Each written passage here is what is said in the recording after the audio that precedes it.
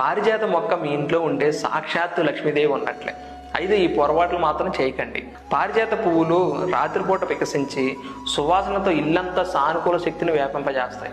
పురాణాల ప్రకారం ఈ మొక్క ఉన్న చోట లక్ష్మీదేవి స్వయంగా నివాసం చేస్తుందని నమ్మకం. హిందూ కథల ప్రకారం శ్రీకృష్ణుడు ఈ పారిజాత చెట్టుని ఇంద్రలోకం నుంచి తీసుకొచ్చి సత్యభామకి ఇచ్చాడట. అప్పటి నుంచే పారిజాత వృక్షం ఐశ్వర్యం, ప్రేమ, శ్రేయస్సుకు చిహ్నంగా పరిగణించబడింది.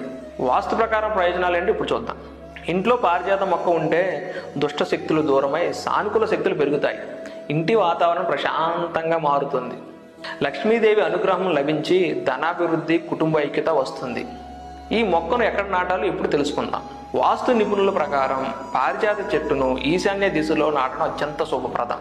లేదా ఇంటికి ఉత్తరం లేదా తూర్పు దిశలో కూడా నాటవచ్చు.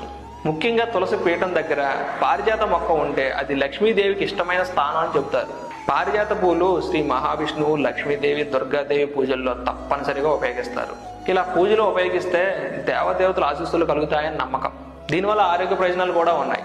పారిజాత పూలతో చేసిన కషాయం షుగర్ లెవెల్స్ తగ్గించడంలో సహాయపడుతుందట. ఇక పారిజాత చెట్టు ఆకులు, కొమ్మల పొడి మలేరియా, కీళ్ళ నొప్పులకు ఉపశమనం ఇస్తుందని ఆయుర్వేదం